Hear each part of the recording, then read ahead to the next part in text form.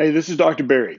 In this short video, I want to talk to you about the topic of, is ketogenic diet or low carb, high fat way of eating safe for kids? I get this question so many times from parents and grandparents that I thought it deserved its own video so we can discuss this and think about this in a common sense way and yet also apply the research that we have available to this question.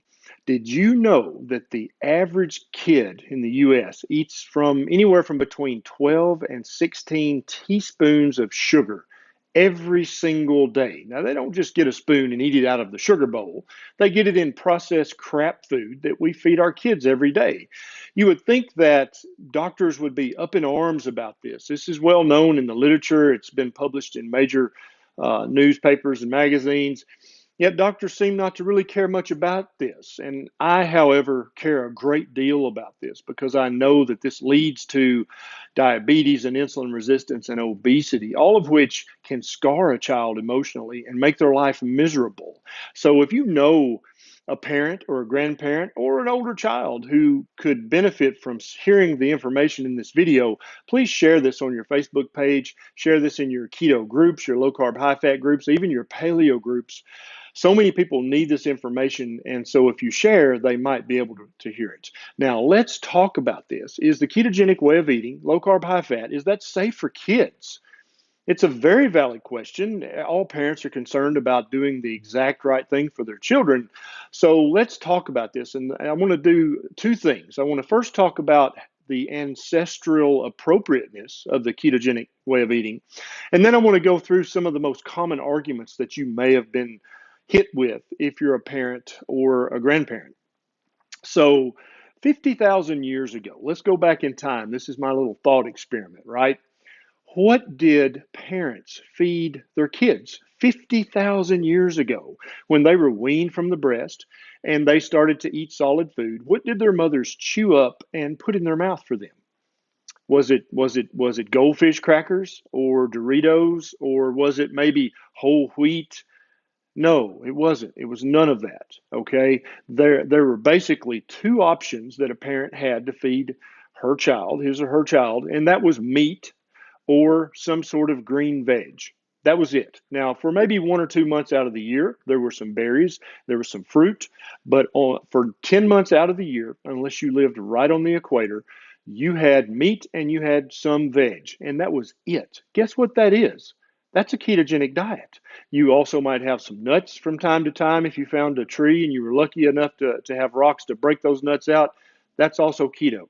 And so 50,000 years ago, it's my theory, and I think that all the research available bears this theory out, that the average parent ate a ketogenic diet and their children also ate the same ketogenic diet on a day in, day out basis.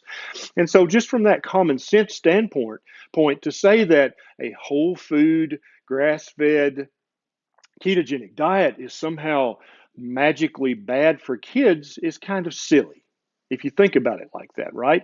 Our DNA has been eating and enjoying and thriving on a ketogenic diet for hundreds of thousands of years. Now, with that being said, let's go through some of the most common arguments that you may have been hit with. And if you've been hit with one of these arguments, I want you to put in the comments which one you've been hit with and how you responded to it so that other people can read your comment and learn from it, and you can help them along their journey just like I'm trying to do. So, kids shouldn't be on a diet. That's one common argument. And you know what? I totally agree with that. The ketogenic diet is not a diet. It's a way of eating. It is the way that humans should eat. So I'd never want you to put your kid on a Weight Watchers diet or the flexitarian diet or the Jenny Craig diet. I think that's bad for your child. I don't think that's a good plan at all. You should never ostracize or point out your child's defects, or if they're overweight, or if they have bad lab work. You shouldn't make that a negative thing. The ketogenic way of eating can be a very positive thing. Like we're going to use this to improve your health, to improve your weight, to make you happier. That's why we're doing the ketogenic way of eating, not to punish our child. You may have heard that kids need carbs for energy. This is silliness. You guys surely are coming to know that children can burn ketone bodies just as rapidly and quickly, and probably more so than an adult. When a baby is exclusively breastfed, that baby is in ketosis almost all the time. Breast milk is very, very high. Human breast milk is very, very high in fat. It is a ketogenic food. And therefore, when you wean that child off, why would you think for one moment that you should wean that child off onto a low fat, high carb, whole grain filled diet? I don't see the logic there.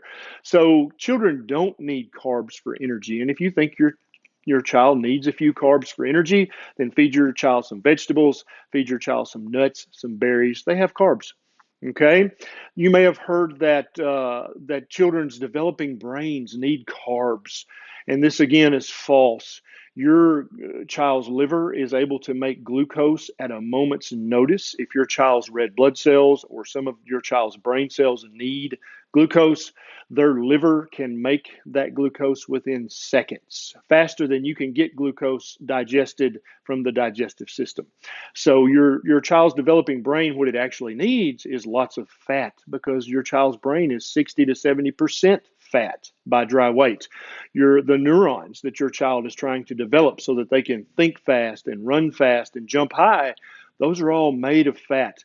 Every cell membrane in your child's body has to have cholesterol as part of the cell membrane, or that membrane cannot function properly. And if your child's cells cannot function properly, then your child cannot function properly. Another argument you might hear is that children need fiber. Back again to vegetables, nuts, and berries. They're all ketogenic foods. They all have fiber, and your child can eat them and will love them. That is part of the ketogenic way of eating. Another common thing you may have heard is that the ketogenic diet will stunt your child's growth or weaken your child's bones, and there's studies to prove this. That's crap. Okay, the studies done on children who are using a medicinal ketogenic diet were drinking fat, and usually a lot of times it was vegetable fat, like vegetable oils.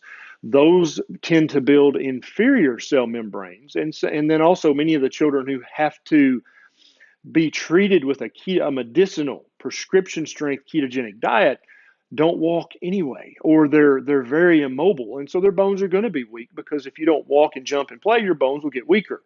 That's why we don't want our kids in front of the TV. We want them outside playing. That's what strengthens your child's bones. Children's bones need collagen. Children's bones need fat, good quality fats, not liquid fats that you would give a child with a severe intractable seizure disorder. Yeah, that child may have weaker bones, but that has nothing to do with a whole food, grass-fed, organic, ketogenic way of eating. Those are two different things. It's a lot like comparing ketosis to ketoacidosis. If you don't know the difference between those, you need to shut up, because you don't need to be giving anybody advice. And if you don't know the difference between a prescription prescribed ketogenic diet for a child with terrible seizures or another brain disorder and a whole food ketogenic way of eating, then you need to shut up, because you don't know what you're talking about. Another common objection you might get is that eating fat will make your child fat. So this is back to kindergarten keto, right? If you don't know better than that, then you need to stop talking.